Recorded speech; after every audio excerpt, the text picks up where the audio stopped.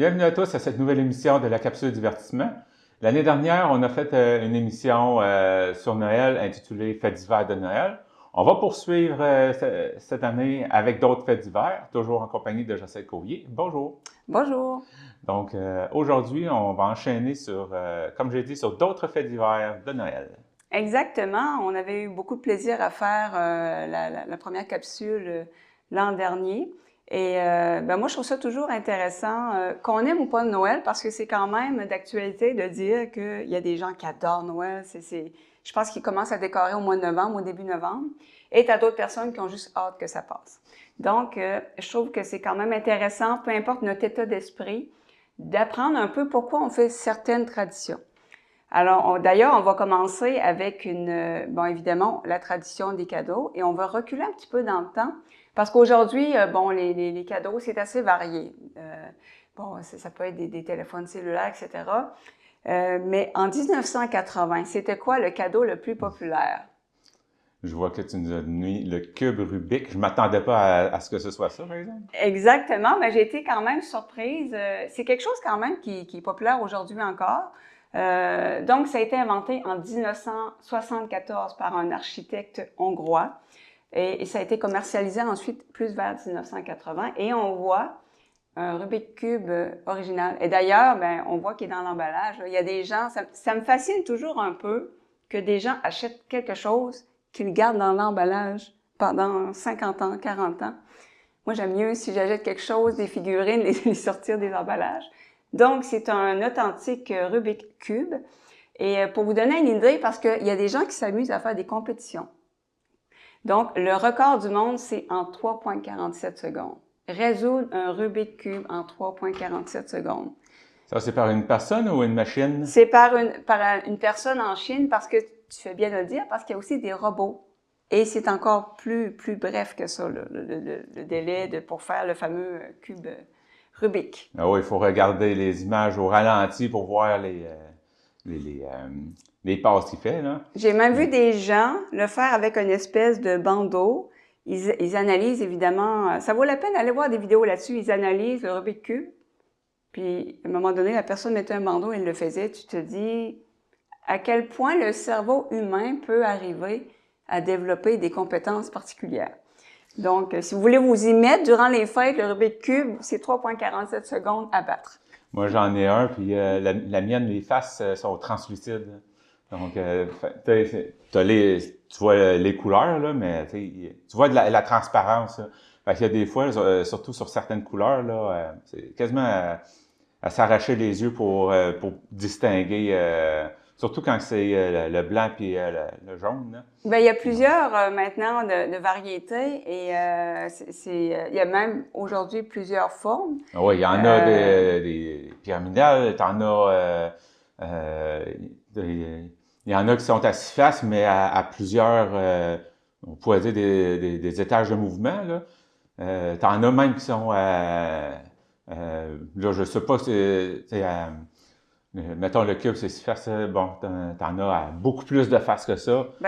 Il y en a qui sont compliqués. Là. Ça pourrait être une capsule intéressante. Moi, par exemple, chez nous, on en a un, c'est un calendrier, le cube. Il faut que tu mettes la date, la semaine, le jour de la semaine. Puis, donc, tu as juste une face à faire, puis des fois, j'ai quand même de la misère. Donc, je vais attendre pour m'y mettre au vrai Rubik's Cube. Prochain, les rois mages. Alors, les rois mages. Pourquoi on s'offre des cadeaux à Noël? Donc, c'est un peu une façon de symboliser, de se rappeler les cadeaux offerts par les rois mages pour la naissance de Jésus-Christ. Donc, quelque chose d'intéressant, puis moi, je trouve ça toujours intéressant quand on essaie d'allier ce qui est écrit dans la Bible avec qu'est-ce qu'on trouve de l'histoire. Et, fait intéressant, c'est jamais spécifié qu'il y avait trois rois mages dans la Bible. J'ignorais ça. Pourquoi on s'est dit qu'il y en avait 3? Parce qu'il y avait 3 cadeaux. Donc, l'or, l'encens et la myrrhe. Et on s'est dit, il devait être 3. Mais des fois, il y a en fait, ça change rien pour les personnes croyantes à la foi, etc. Mais je trouve ça quand même intéressant. C'est de là que vient le fait qu'on se donne des cadeaux. Et aussi, une autre idée qu'on a, préconçue, c'est que Jésus est né et les rois mages sont arrivés. C'est un peu comme ça qu'on s'imagine l'histoire quand on la raconte, mais les rois mages sont arrivés beaucoup plus tard, une douzaine de jours après, ce qu'on appelle l'Épiphanie. Honnêtement, j'ai fait des recherches parce que c'était assez loin. Là, j'ai eu l'enseignement comme tout le monde, mais c'était assez loin. Donc, c'est de là que vient l'espèce de tradition de s'offrir des cadeaux, un peu en l'honneur des rois mages qui ont offert des cadeaux aussi. Il y en a qui se sont jamais doutés que l'origine des cadeaux pouvait venir, pouvait être reliée à ces personnages-là. Exactement. Puis j'entends souvent, parce que c'est vrai qu'honnêtement, Noël est devenu très, très capitaliste, très matérialiste. Je suis la première à le dire. Et souvent, j'entends la phrase Noël, c'est pas ça le sens, c'est la naissance de Jésus. Mais en fait, les cadeaux, c'est pour symboliser les rois mages. Mais évidemment, je trouve que ça a pris des proportions aujourd'hui. C'est mon opinion personnelle et que c'est devenu très, très, très commercial, très, très matérialiste. Alors, mais voilà, ça vient des rois mages. Le prochain, tu veux revenir, ben, tu l'as dit tout à l'heure, là, l'or, l'encens, la myrrhe, tu veux revenir sur la myrrhe? Oui, je vais revenir sur la myrrhe. Ça? Parce que, en fait, j'avais jamais pris le temps de chercher c'est quoi de la myrrhe, donc on voit à l'écran. Donc, c'est une espèce d'arbre qu'on appelle l'arbre à myrrhe, d'où coule une espèce de gomme résineuse, ça s'écoule de l'écorce. Et ça a un parfum, c'est une gomme résineuse aromatique. Et à l'époque, qu'est-ce qu'on faisait? C'est qu'on l'utilisait pour les cosmétiques, pour l'embaumement, pour les rituels, la médecine, en fait pour pas mal tout. C'est sûr que autrefois, quand on découvrait certaines substances, ça avait beaucoup de propriétés et même que des fois, on prenait, par exemple, on mettait des choses toxiques dans le maquillage, les Égyptiens. Bref, on n'avait pas les connaissances d'aujourd'hui. Donc, c'était utilisé pour beaucoup de choses, la myrrhe. C'est pourquoi c'était un beau cadeau à recevoir, finalement. Le prochain, on va aller un petit peu du côté musical avec Paul McCartney, une de ses chansons de Noël.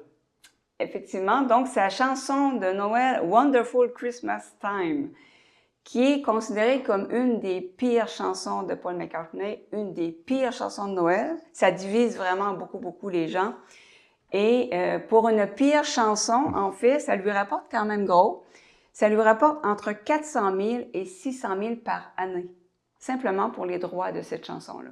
Il va falloir que j'aille l'écouter juste pour voir à quel point c'est supposé être. Ben moi, pareil, là, c'est pire que ça, parce que là, je m'attends vraiment, je me suis mis des proportions dans ma tête, là. Et donc, vous pouvez imaginer combien il peut gagner les artistes très, très populaires, parce que, bon, c'est pas tous les artistes... Il y a comme des extrêmes, tu as les artistes qui gagnent extrêmement bien leur vie, et tu en as d'autres qui ont de la misère à manger à la fin du mois. Donc, Paul McCartney, ça va bien pour faire son épicerie. 400 000 à 600 000 uniquement pour cette chanson-là. Et vous imaginez toutes les autres chansons. Quand on voit des fois dans on a bien écouté des films et séries avec des chansons qu'on aime beaucoup, mais il y a des droits rattachés à ça. C'est pour ça que des fois, ça rentre pas toujours dans les budgets cinéma. Et par curiosité, je me suis demandé combien ça rapporte aux gens les fameuses plateformes de streaming. Je vais nommer peut-être une des plus populaires, Spotify. Donc, c'est les gens, les artistes mettent leurs chansons là-dessus, puis après, nous, on peut les écouter. Combien ça rapporte? En fait, pour 1000 streams, admettons que 1000 personnes écoutent la même chanson, ça va rapporter entre 3 et 5 $ pour l'artiste. C'est tellement pas gros. Ben, de toute façon, je me l'ai déjà fait dire par un artiste local, là, il n'y a pas d'argent à faire avec Spotify. Exactement. À moins d'être Paul McCartney. C'est ça. Encore une fois, c'est les artistes les plus populaires qui peuvent gagner leur vie avec ça. Mais sinon, ça prend beaucoup, beaucoup d'écoute de nos chansons. Mais à 400, entre 4 et 600 000 $, j'ai comme l'impression qu'il y en a beaucoup qui viennent des droits qui sont mis pour les films ou des choses comme ça. Parce que à 5 entre 3 et 5 $ pour 1000 streams, ça voudrait dire que pour 1 million, ben, ce serait juste 5 000 $. Oui, j'ai l'impression que ça vient parce que quand même, dans le temps des fêtes, on n'entend pas toujours les mêmes chansons, mais disons, les populaires reviennent beaucoup. Donc, à travers le monde, si on diffuse sa chanson un petit peu partout dans les films, à la télé, Spotify, sur Internet, en bout de ligne, ça rapporte. Quoi que j'imagine, quelqu'un qui aurait repris la chanson, mais que la sienne est bonne, puis est populaire et tout ça, ben lui, il paye les droits à Paul je sais pas s'il est décédé de quoi, mais en tout cas, à la famille. Fait que c'est sûr que là, Exactement. Il y a aussi, lorsque les gens reprennent, d'ailleurs, oui, il est toujours vivant, Paul McCartney, parce qu'on l'a vu aux nouvelles, il est venu faire un show. Ah, c'était... Ouais. Il y a plus de 80 ans et c'est incroyable. Je te dis, c'est comme les Rolling Stones. C'est Rolling Stones, c'est fascinant parce qu'aussi, bon, je déborde du sujet, qui ont fait une vie, ils s'en cachent pas, une vie rock'n'roll. Et ils sont en forme. Ah oui, puis ils sont âgés. Ils ont toujours autant d'énergie sur scène, là, c'est étonnant. C'est plus énergique que nous autres, c'est quelque chose. Passons au Guy. Au Guy. Et ça, j'ai appris quelque chose parce que, honnêtement, je mélangeais tout ça, le Guy, le OU et le poinsettia. Je trouvais l'image géniale. Moi, j'aurais peut-être mélangé le OU et le poinsettia, mais ben, je veux dire, là, je le vois, fait que c'est dur à mélanger. Là. Mais je réalise que le Guy, en fait, j'avais jamais vraiment vu ou porté attention parce que c'est, comme vous voyez, c'est des espèces de petites baies blanches. Alors que le OU, c'est bon, c'est comme le symbole de Noël qu'on voit partout, des baies rouges. Et les poinsettias, bon, j'ai une tante qui a une plante comme ça, là. Mais honnêtement, je mélangeais définitivement. C'est pour ça que je trouvais l'image extrêmement intéressante. Donc, le Guy, c'est la fameuse tradition de s'embrasser sous le Guy. Ben moi, dans ma tête, les gens s'embrassaient sous le OU. Ouais. Vous voyez, c'est ça. Bon, le OU, alors, c'est un petit arbuste décoratif, bon, comme on le voit, et le poinsettia, comme je vous disais, c'est une plante décorative très populaire à Noël. Donc, on va revenir avec le Guy, nos fameuses baies blanches. C'est un symbole de fertilité et de vie, et à un endroit, je voyais même de virilité pour le Guy. Donc, ça vient en fait, des Celtes qui considéraient ça carrément aphrodisiaque. Donc, au niveau... Mais par contre, à ne pas essayer parce que les baies sont toxiques. Mais évidemment, à l'époque, on ne savait pas tout ce qui était toxique. Et moi, ce qui m'a fait sourire, et je suis désolée si je brise un peu l'esprit des fêtes, là, mais je trouve ça très, très intéressant, c'est que le mode de dispersion du Guy, c'est dans les excréments des oiseaux. C'est les grives, une sorte d'oiseau, finalement, qui mange les baies et les expulse, évidemment, avec leurs excréments, sur des arbres. Et ensuite, ça va germer et ça va contribuer au fait que d'autres guis, etc. Et je trouvais ça quand même extrêmement intéressant. Et d'ailleurs, dans une langue germanique, on disait que la façon d'appeler le Guy, c'est excrément sur brindille. C'est pas très poétique, là, j'aime mieux Guy. Mais je trouvais ça intéressant de voir quand même la nature qui trouve toujours une façon. Il y a quand même une beauté dans le fait que la nature trouve toujours un moyen de grandir, de se disperser. La vie, c'est fort quand même. Alors, désolé, c'est pas très temps des fêtes, là, mais c'est quand même scientifiquement intéressant. Là, ça va être l'image, là. Tu sais-tu, en dessous de quoi tu es en train de, Oui, de vous embrasser, là? Je viens vraiment de gâcher le moment romantique de tout le monde, désolé. Et c'est important aussi de noter que le Guy, le OU, le poinsettia, ça peut être toxique. Bon, évidemment, il faut en manger une certaine quantité, mais bref, faites pas de test, là, ça peut être irritant pour les humains, pour les animaux. Et par rapport au poinsettia, ça contient du latex, donc les gens allergiques au latex, quand même plusieurs personnes, ça peut être un problème. C'est bon de le savoir. Puis, poinsettia puis le OU, je pouvais confondre parce que j'ai déjà vu un montage de plantes avec les deux. Fait que, oui, c'est pour ça que, tu sais, je disais j'aurais peut-être pu confondre parce que justement, j'avais vu les deux ensemble. Fait que, mais vraiment, moi, je vais vérifier pour être sûr de ne pas me tromper. Le Guy, c'est ça. Le Guy avec les baies blanches, j'avais aucune idée que ça existait. C'était... Fait que voilà. Le OU, c'est 3 feuilles avec des baies rouges au milieu. Exactement. Le prochain... tu disais aussi que le poinsettia, il peut causer des allergies. Oui, exactement, par rapport au latex. Puis, parce qu'on l'entend souvent, faut faire attention avec les enfants, les animaux, parce que normalement, les adultes ne mangent pas les plantes comme ça sans raison. Et ce que je lisais, c'est que oui, c'est toxique, ça prend une certaine quantité, mais comme ça varie d'une personne à l'autre, il ne faut pas faire de test. Et si un enfant a ingéré, bon, ben d'appeler Info Santé, quelque chose du genre. Les guirlandes, maintenant. Les guirlandes, donc, c'était inventé au début du 17e siècle en Allemagne. Et à l'origine, c'était vraiment quelque chose de très luxueux. C'était fait avec des fils. Et là, j'ai trouvé le moyen. Chaque année, je trouve le moyen de mettre une image de Star Trek quelque part. C'est quand même approprié. On voit une petite guirlande. Donc, autrefois, c'était fait avec des fils d'argent véritables. Donc, c'était quelque chose vraiment pour les personnes riches. C'était quelque chose de vraiment... et c'était comme un fil d'argent qui était martelé. Ensuite, il y a eu les guirlandes électriques vers 1882 par Edward Ebert Johnson, qui était un proche de Thomas Edison. Et je le dis avec le sourire parce que Edison s'est approprié beaucoup d'inventions. Et ça, si vous faites des recherches là-dessus, là, c'est intéressant. C'est quelqu'un qui a inventé des choses, hein, définitivement. Mais par exemple, l'ampoule, en fait, c'est pas lui qui l'a inventé. Il a sophistiqué des choses.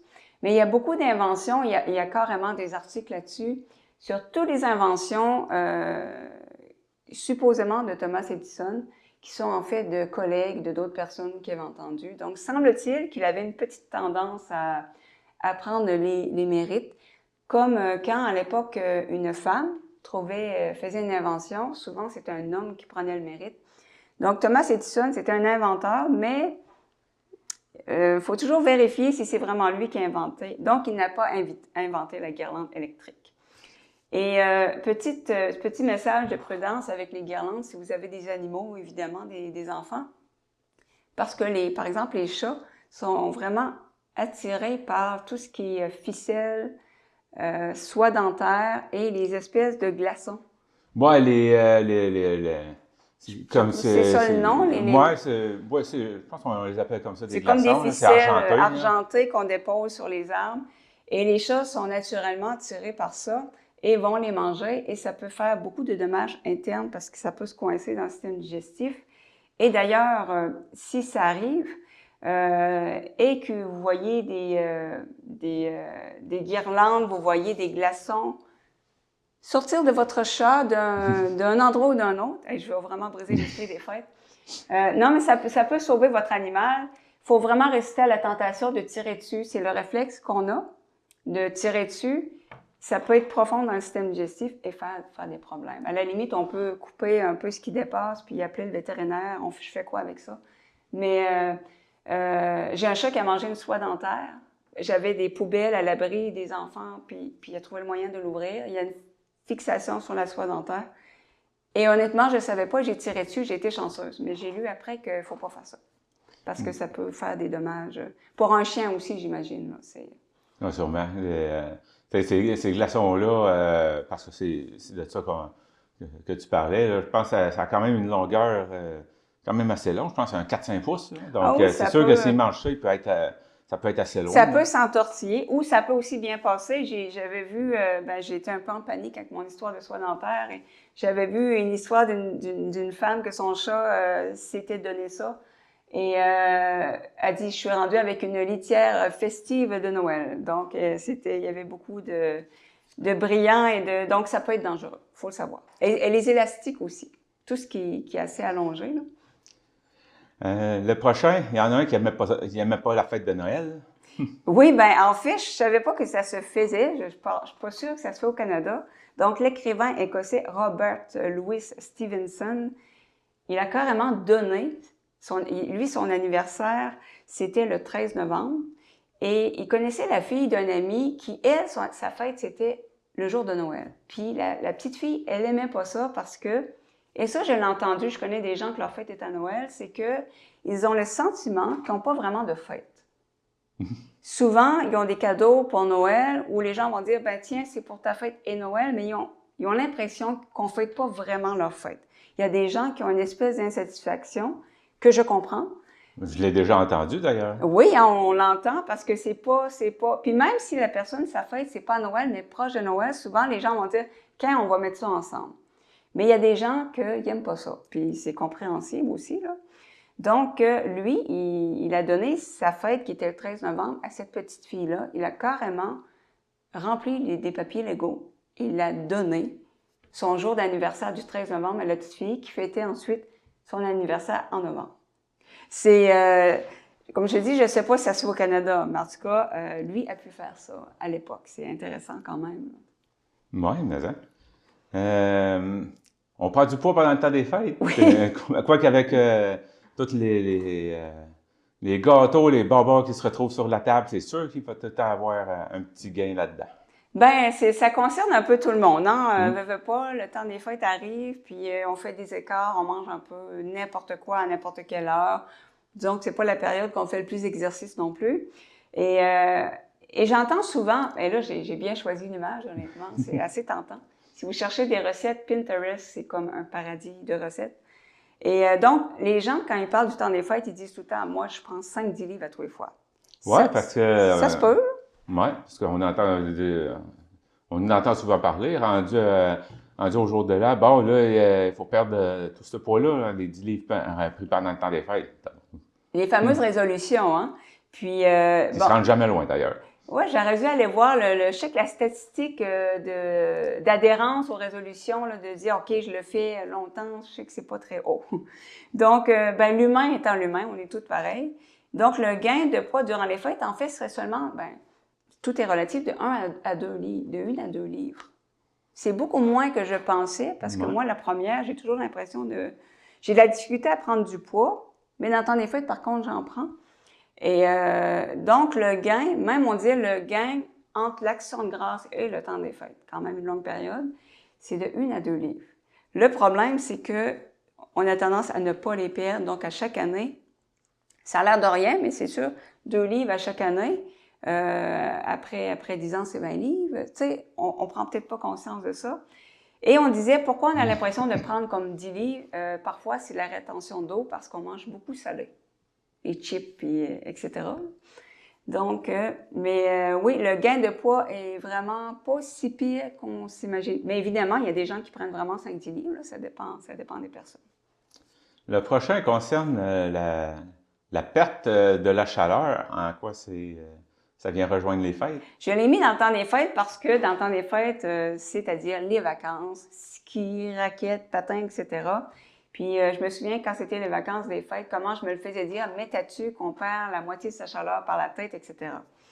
En fait, ça serait un mythe. C'est un mythe persistant parce que ça vient quand même d'une étude, mais c'était une étude sur l'armée. C'est totalement hors contexte, c'était pas des conditions dans lesquelles nous, on vit.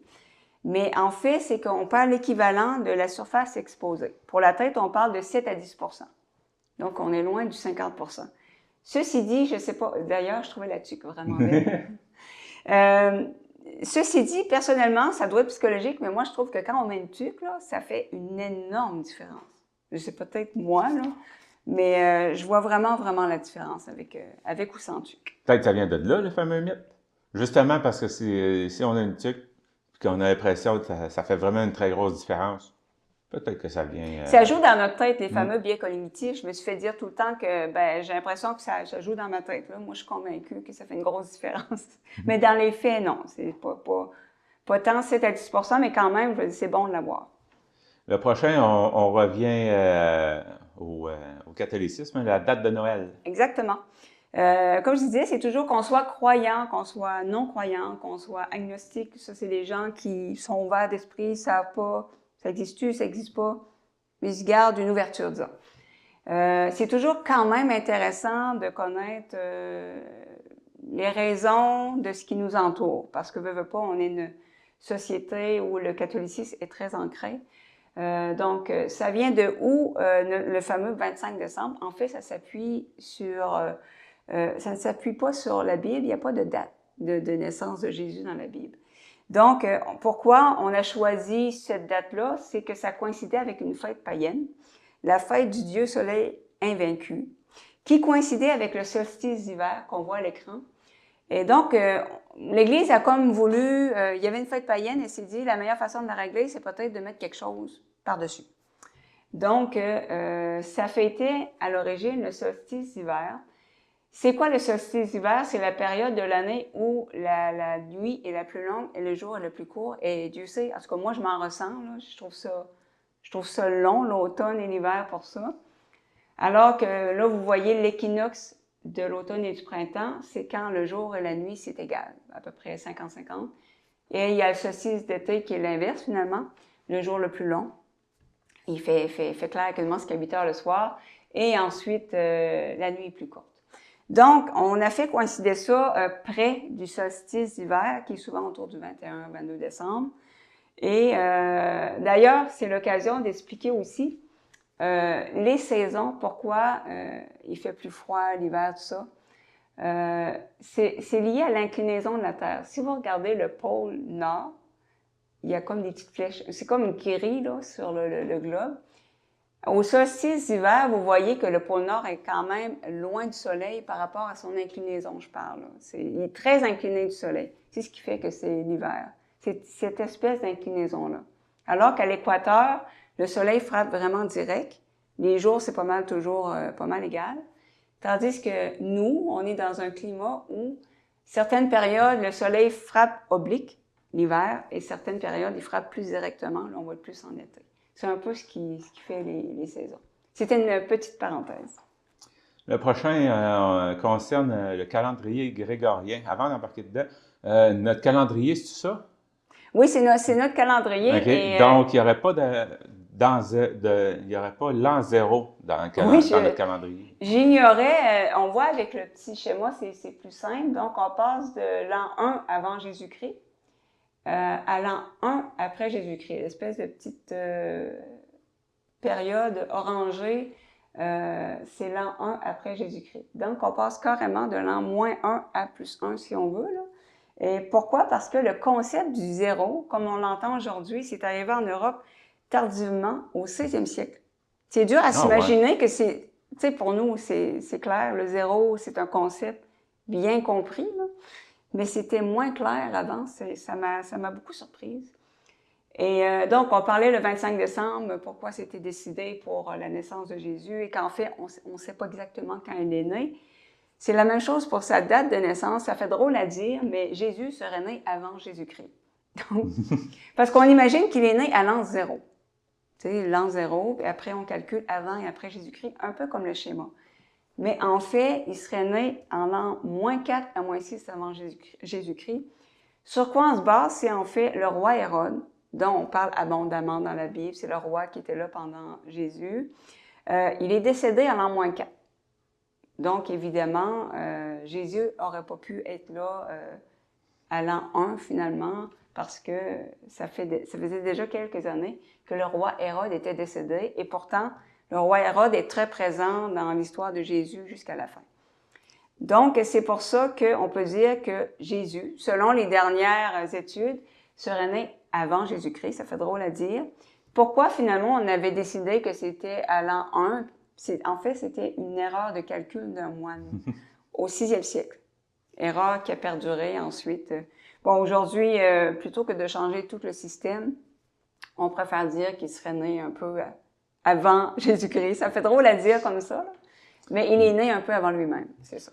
J'ai l'impression que c'est surtout... on dirait que le Jésus-Christ en question, on dirait que ça marque...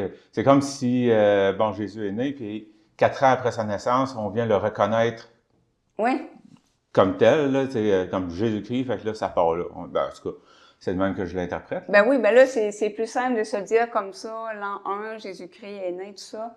Mais parce qu'évidemment, l'histoire de Jésus, on a fait des fouilles, en général, on s'entend historiquement pour dire que quelqu'un a existé, un Jésus de Nazareth a existé, qui a eu beaucoup d'impact.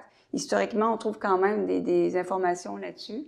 Et c'est comme ça qu'on a fait des déductions avec le roi Hérode, qui a existé aussi.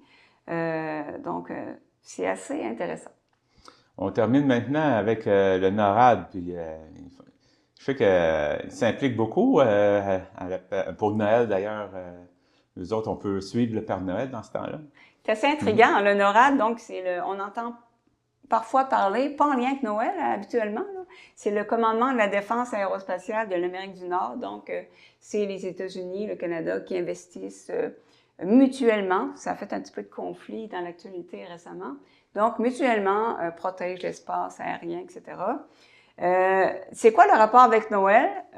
D'ailleurs, vous voyez les coordonnées du site Internet. Ça, je l'avais jamais vu. Je savais qu'on pouvait suivre, là, mais Je savais pas qu'il y avait leur site dédié. Oui, vraiment, on a fait ça en grande. Sur le site web, vous pouvez choisir français en haut à droite. J'ai été voir par curiosité. Et on invite les gens à revenir le 24 pour vraiment suivre le Père Noël.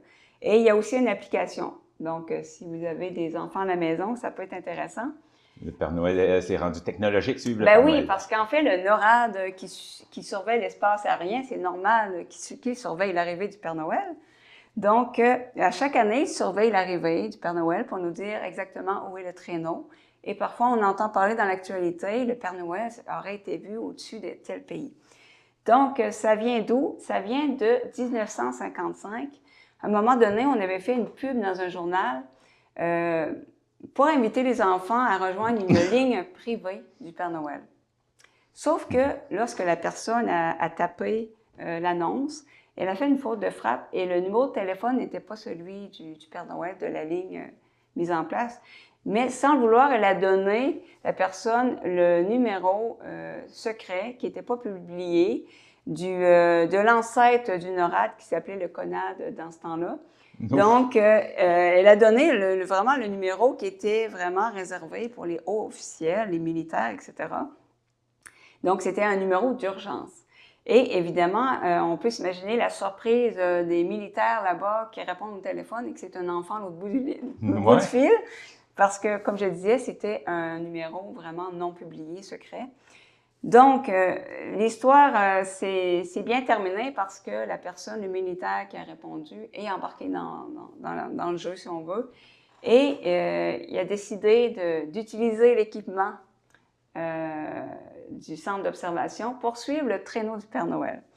Donc, c'est comme ça que la tradition est née. Et après, il y a d'autres enfants qui appelaient parce que c'est le numéro qui avait été publié. Et à chaque enfant qui appelait, il donnait une mise à jour. Ah ben là, le traîneau est rendu à tel endroit. Et c'est ainsi qu'ils ont décidé de faire quelque chose de vraiment plus officiel, un site web et maintenant une application. Donc, s'il y a des enfants à la maison, vous pouvez suivre le traîneau. Comme je disais, on invite les gens à venir, en particulier le 24. Fait que je vais aller voir le 24. Moi aussi, je vais voir où est rendu le traîneau du Père Noël. Moi, je vais faire mon curieux, moi aussi. Oui. Ça complète la capsule, toujours intéressante, et de découvrir justement l'origine de certaines traditions, là, tu sais que ça vient. Exactement, ça fait voir des fois les choses d'un autre œil, et là, vous savez faire la différence. En tout cas, moi, personnellement, je fais la différence entre Guy, O et poinsettia. Ça, j'étais contente. On apprend toujours. Ouais. Eh bien, merci pour cette capsule. Passe de joyeuses fêtes, puis on se revoit l'an prochain. Un bon temps des fêtes aux gens à la maison.